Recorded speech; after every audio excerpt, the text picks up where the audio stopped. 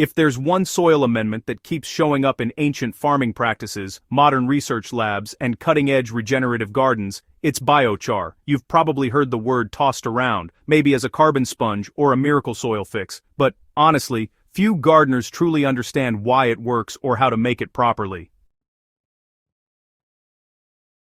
And here's the best part. You can make world-class biochar at home from wood chips, one of the most common and affordable materials around. So let's break down how biochar made from wood chips can transform dead, compacted soil into a living, breathing ecosystem that feeds your plants for decades.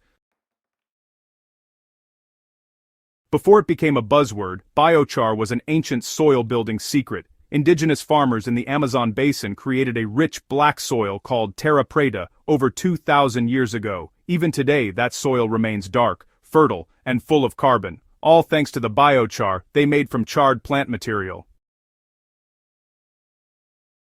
What makes biochar different from ash or burned wood is the way it's produced. It's made through pyrolysis, a process of heating organic matter, like wood chips, in the absence of oxygen. Instead of turning to ash, the carbon structure of the wood is preserved, forming millions of tiny pores.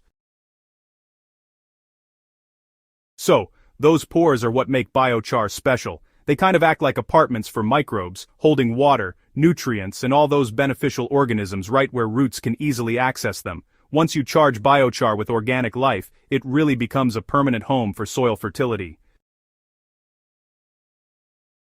You know, you can actually make biochar from almost any biomass, but wood chips are definitely one of the best sources because they produce a highly porous, durable char. The cellulose and lignin in wood help create a strong carbon framework that doesn't break down easily, which means your soil improvements last for decades, rather than just a few seasons. When you use smaller wood chips, they heat evenly during pyrolysis and create a consistent pore size, which is just perfect for water retention and microbial colonization. Larger chunks can work too, but they tend to char unevenly, leaving some unconverted wood inside. So if you have access to tree trimmings, branches, or sawmill waste, don't throw them away. You're sitting on a goldmine of potential soil improvement. You don't need fancy equipment to make biochar. A simple burn barrel or pit method works perfectly if you do it right. The key is controlling oxygen. You want to cook the wood, not burn it completely to ash.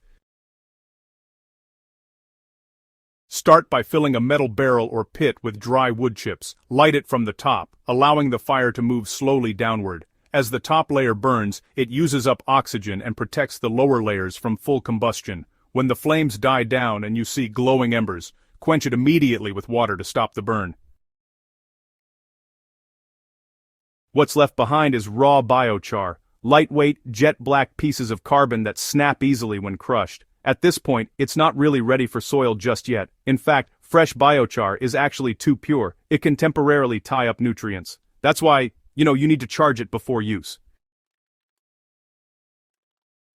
Uncharged biochar is kinda like an empty sponge. It'll soak up nutrients from your soil and plants until it's full. So, to prevent that, you want to soak it in something rich and alive first. You can use compost tea, animal manure slurry, worm leachate, or even fermented plant juice. Let it sit for a week or two, stirring every now and then, until the liquid is absorbed. During this time, beneficial microbes colonize every pore. Once it's charged, the biochar becomes a living nutrient bank, slowly releasing minerals and feeding soil biology for years to come. You can mix it directly into garden beds, potting soil, or compost piles. Around 5 to 10% biochar by volume is plenty.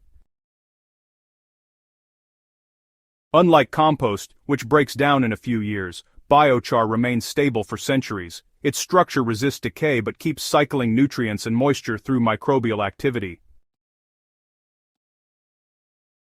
Gardeners who use it consistently notice better soil aeration and drainage in clay-heavy areas, increased water retention in sandy soils, a more stable pH balance, dramatically higher earthworm activity, and a reduced need for synthetic fertilizers. So, biochar doesn't actually replace organic matter, it enhances it, and when you mix it with compost, manure, or green waste, it really supercharges the entire system. And because biochar locks carbon into the soil, it's actually one of the few gardening practices that reverses carbon loss, making your garden part of the global climate solution, not the problem. Once you start using biochar, your soil begins to behave differently. It drains better, but, it also stays moist longer. Nutrients don't just wash away after heavy rain. Your compost piles run hotter, and your plants, they respond with deeper roots, faster growth, and richer color, all signs of balanced soil ecology. So, the next time you see a pile of wood chips, don't think of it as waste. Think of it as the foundation of living soil. With a simple burn, a little patience, and the wisdom of ancient farmers, you can transform wood waste into one of the most powerful soil tools on Earth. Because in the end, biochar isn't just a fertilizer substitute. It's soil architecture. It builds a living home underground that keeps working long after the season ends. If you found this guide helpful, make sure to subscribe to Gentle Herbal Living, share this with your gardening community, and, keep experimenting. Healthy soil isn't built overnight, but with biochar, it's built to last.